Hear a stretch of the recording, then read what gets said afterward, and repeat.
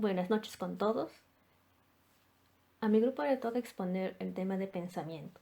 Los integrantes son Hostos, Pacheco, Palacios, Palomino, Paredes, Quirós y quien les habla, Reynoso. Yo voy a comenzar exponiendo acerca de la definición, las alteraciones y el contenido del pensamiento delirante. Definición. Definición. El pensamiento se define como un proceso complejo por el cual se percibe un objeto, su aspecto o situación. Así, juzgar, abstraer, concebir, razonar, imaginar, recordar y anticipar son ejemplos de pensamiento o formas de pensar. El pensamiento se reconoce a través del lenguaje oral, escrito o mímico. Alteraciones. Las alteraciones del pensamiento se dividen en alteraciones del contenido, alteraciones del curso y alteraciones formales.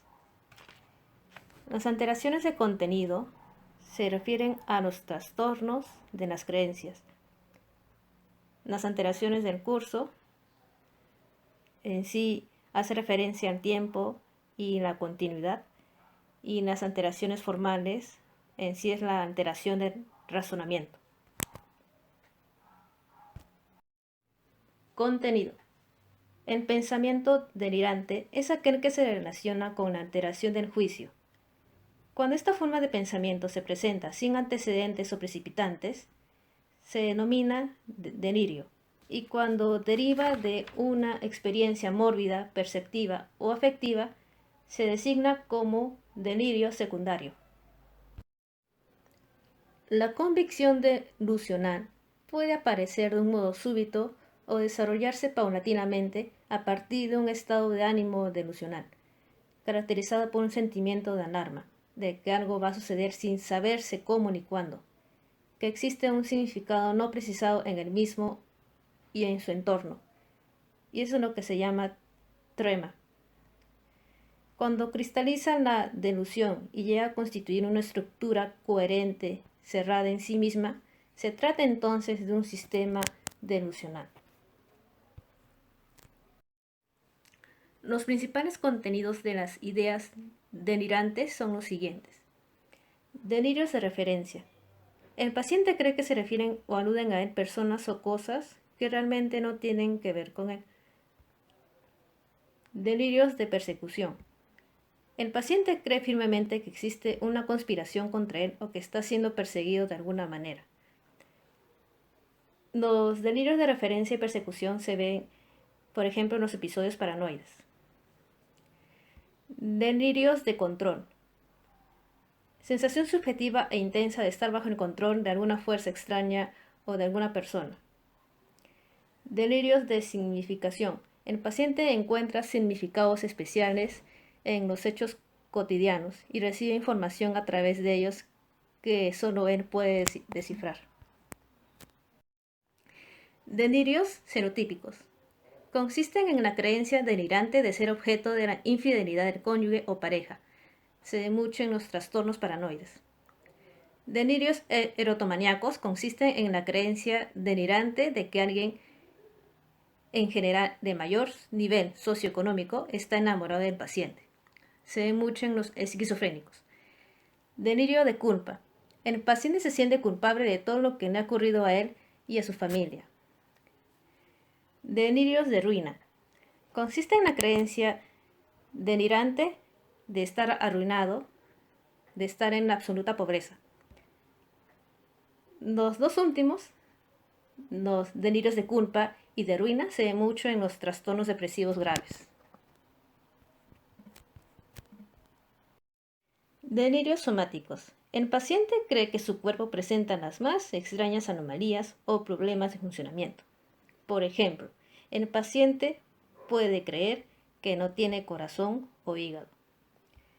Delirios de negación. Son creencias también referentes al cuerpo, caracterizadas por la inexistencia. El paciente cree que él y el mundo no existen. Delirios de grandeza.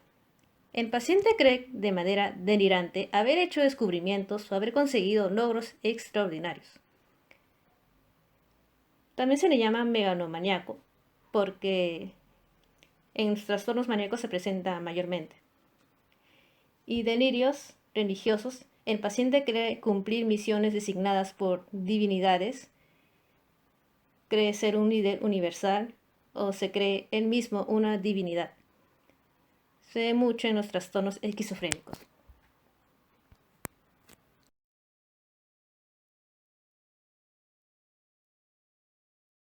Ya. Bueno, continuando con el pensamiento obsesivo, se define como un pensamiento de imagen recurrentes, persistentes e inoportunos, pese a que hay un esfuerzo voluntario de la persona para desecharlos. De igual forma, este pensamiento se considera obsesivo porque es recurrente y aparte el pensamiento en sí causa ansiedad o malestar significativo. Aparte de esta breve definición, tenemos que añadir que la persona va a intentar ignorar o suprimir estos pensamientos, o bien puede neutralizarlos mediante otros pensamientos o actos. ¿Mm? De igual forma, la persona va a reconocer que estos pensamientos o imágenes obsesivas son producto de su mente, ¿no? Eso es con respecto a lo que es el pensamiento obsesivo. En cuanto a la compulsión, la vamos a definir como un comportamiento o acto repetitivo en respuesta a lo que es el pensamiento obsesivo, ¿no? De ahí, ¿cuál es el objetivo de la compulsión? ¿No? Su objetivo vendría a ser prevenir o disminuir la ansiedad o malestar causado, ¿no? Evitar algún suceso o situación que la persona teme, si es que no se realiza. Sin embargo, hay que tener en cuenta, recordar que este comportamiento o acto, claro, no está conectado de una manera realista con lo que vendría a ser la neutralización o prevención del pensamiento, sino que es más, resulta excesivo. Por ejemplo, una persona puede tener el pensamiento obsesivo de que si no se lava las manos o, claro, se va a enfermar, se puede morir, una cosa así. Y la compulsión de esto vendría a ser un lavado excesivo de manos, como vemos en la imagen central. Otro ejemplo podría ser el de la obsesión que tiene una persona con la simetría, que todo esté perfectamente ordenado, sincronizado, que los colores coincidan, algo por el estilo, ¿no? Y la compulsión vendría a ser, como vemos en la imagen inferior izquierda, que el plato de frutas todo lo ha ordenado, lo ha clasificado en colores y tamaños. Y en cuanto a la imagen de la puerta, puede ser, por ejemplo, el pensamiento de hacerle miedo a terceros, ¿no? A alguien más, y la compulsión vendría a ser revisar repetida y obsesivamente las puertas si las ha cerrado bien, no te acuerdas, no recuerdas haber cerrado bien la puerta, revisas una, otra y otra vez hasta que ya no es solo una vez, no de casualidad te habrás olvidado, sino ya pueden ser más de 10 veces que vas a revisar la puerta si la has cerrado bien o no.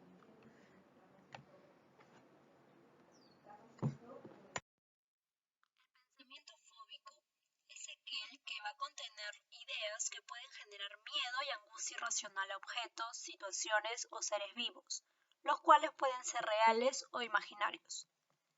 Este se va a clasificar en tres grupos. Primero tenemos a la agorafobia.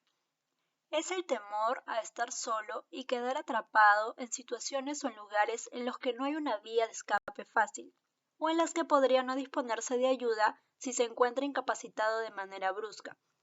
Esto genera que se desarrolle una conducta evitativa.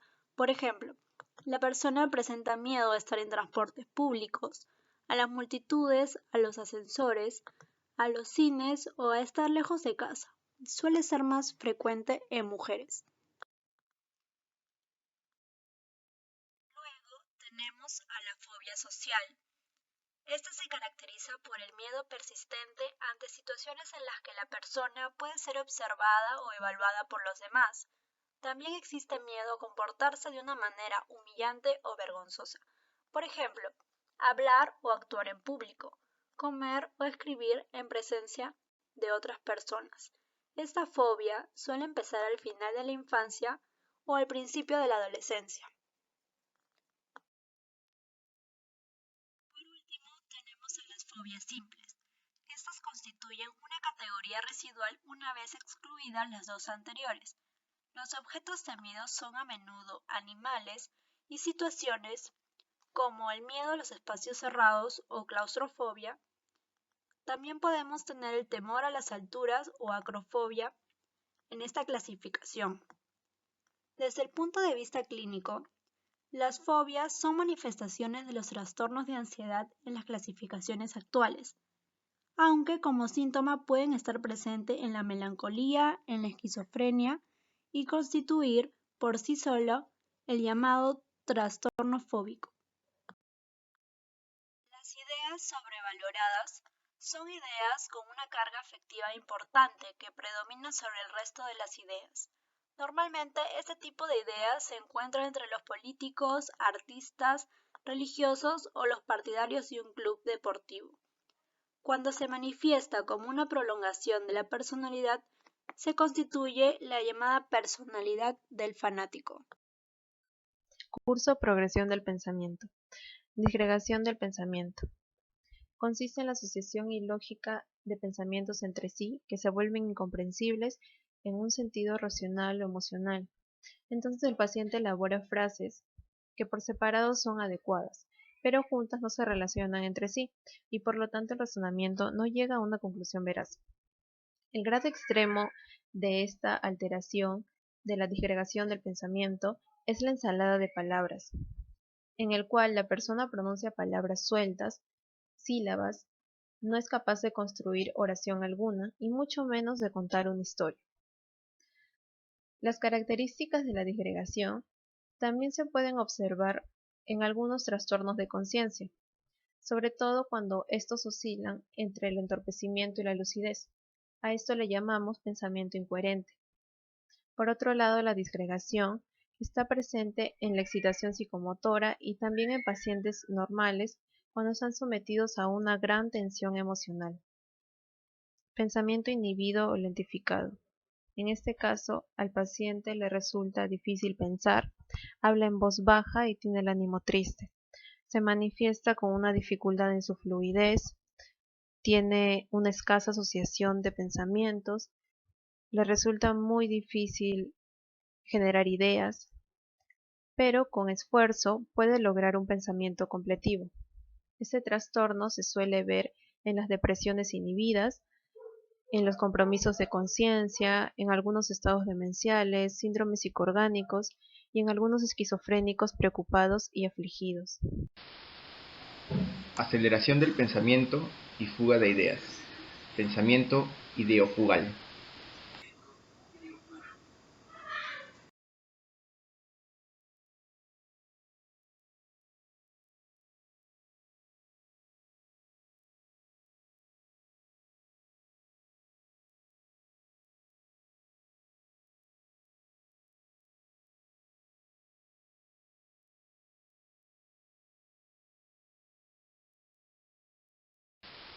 Aceleración del pensamiento. Posee tres características principales: el aumento de la fluidez y asociaciones, la facilidad para cambiar de tema y que el pensamiento mantiene la misma dirección.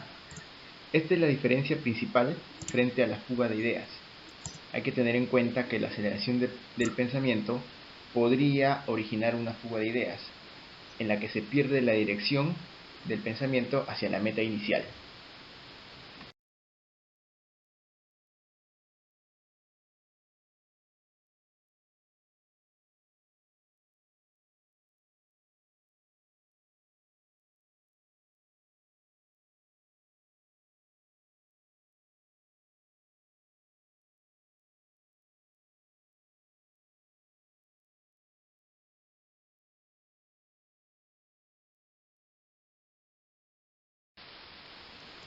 Estímulos externos e internos, la superficialidad y la fugacidad de las asociaciones, y hasta la asonancia y contigüidad pueden provocar una pérdida de dirección del pensamiento original dentro del marco de una fuga de ideas.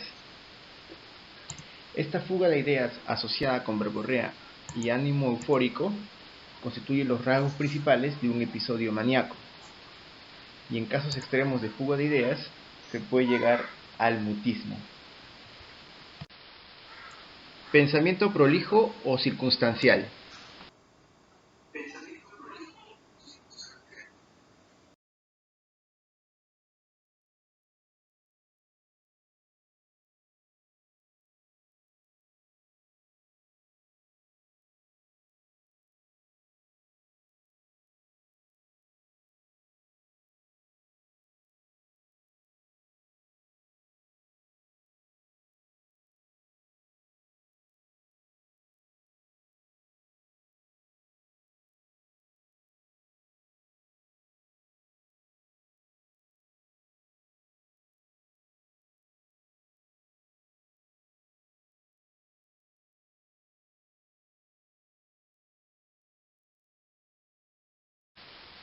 El fundamento del pensamiento prolijo circunstancial es una capacidad de síntesis disminuida, lo que provoca que no se distinga lo esencial de lo accesorio, ocasionando un discurso cargado de detalles innecesarios que alargan innecesariamente el relato.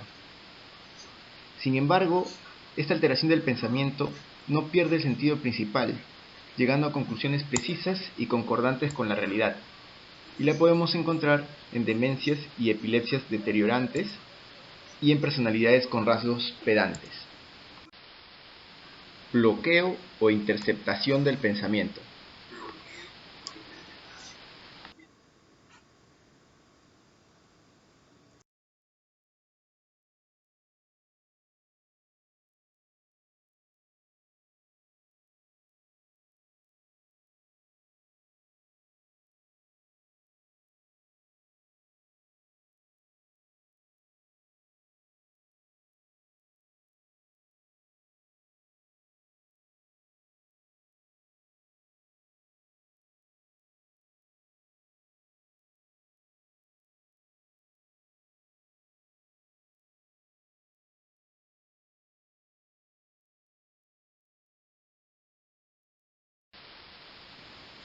En el bloqueo o interceptación del pensamiento, existe una detención brusca de la fluidez, debido a una falta de asociaciones consecuentes, que permitan la continuación de un discurso.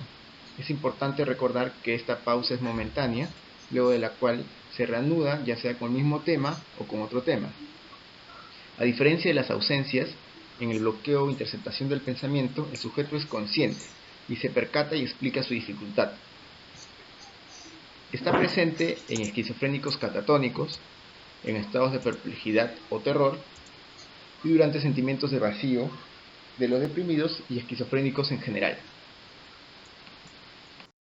Dentro de las alteraciones formales está el pensamiento esquizofrénico, que se rige por una serie de características donde el paciente piensa mayormente en términos más concretos, más realistas y como consecuencia tiene un valor más personal que simbólico.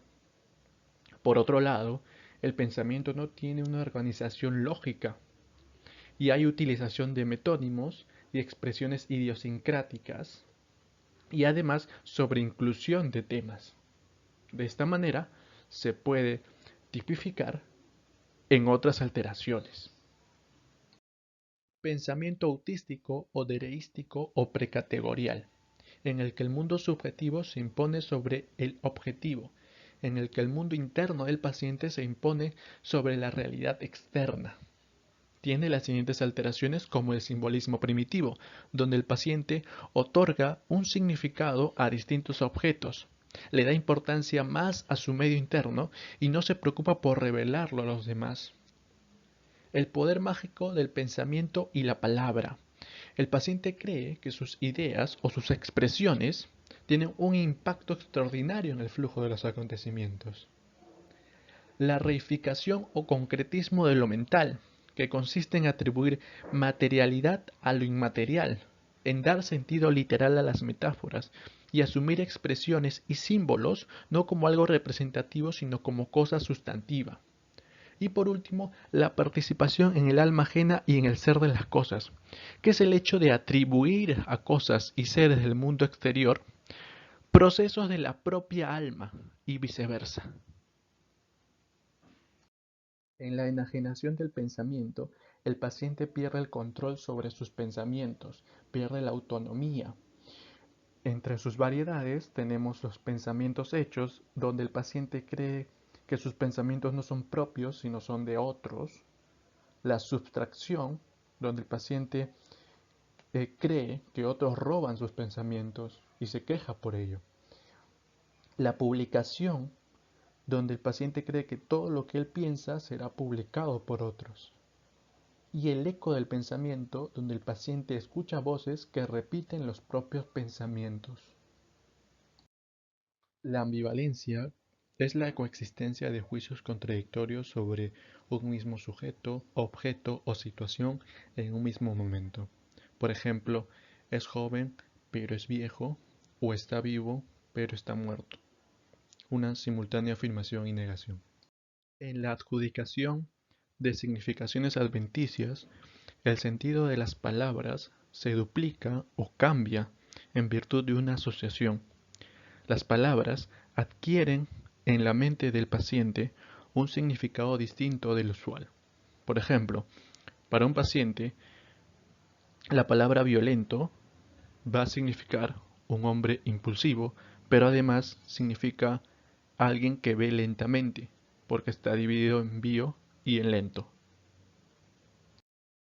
Otra alteración intrínseca o formal es el pensamiento deficitario u oligofrénico, caracterizado por una estructura rudimentaria, con conceptos y juicios escasos, y le resulta al paciente difícil la distinción entre lo esencial y lo accesorio, entre la causa y el efecto, entre el todo y las partes.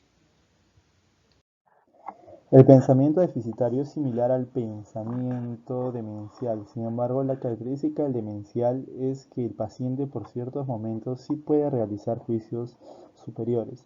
Sin embargo, estos no son continuos. Y esto nos demuestra que anteriormente el paciente sí tuvo una función normal.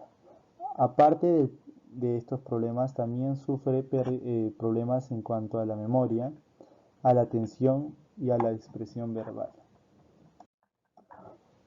Los neologismos son características de pacientes los cuales utilizan palabras no existentes, que pueden ser fusiones de sonidos previos, el cual el paciente le atribuye un significado único. Esto puede presentarse en pacientes esquizofrénicos, en pacientes histriónicos o en pacientes pedantes que intentan llamar la atención, además de pacientes con retraso mental.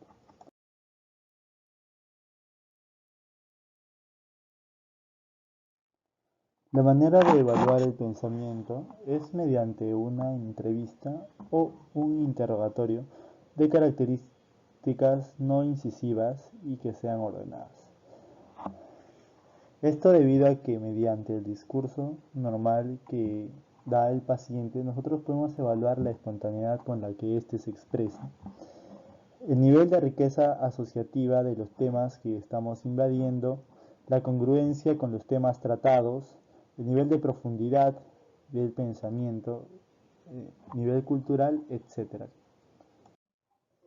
Además de lo anterior expuesto, también es importante buscar en los pacientes si poseen ideas paranoides, si sospechan de que hay personas que los vigilan, que desean hacerle daño, etc. También preguntar al paciente si ellos son dueños de su propio pensamiento o son voces externas a él que son los que intentan robarle su pensamiento o le meten ideas que él así no crea debe cumplir. Debes preguntar al paciente si él sospecha que hay personas que lo acosan, lo persiguen o tienen la intención de hacerle daño. Si es un paciente con ánimo alegre, también debes preguntarle por las riquezas, proyectos que éste desea realizar en un futuro. Si es un paciente de humor triste, Debes consultarle sobre los reproches que él pusiera tener consigo mismo, la culpa que pusiera sentir, temor o castigo divino por algunas cosas que él haya podido cometer contra terceros y él considere malas. Si tiene obsesión o fobia con algunas ideas o actos.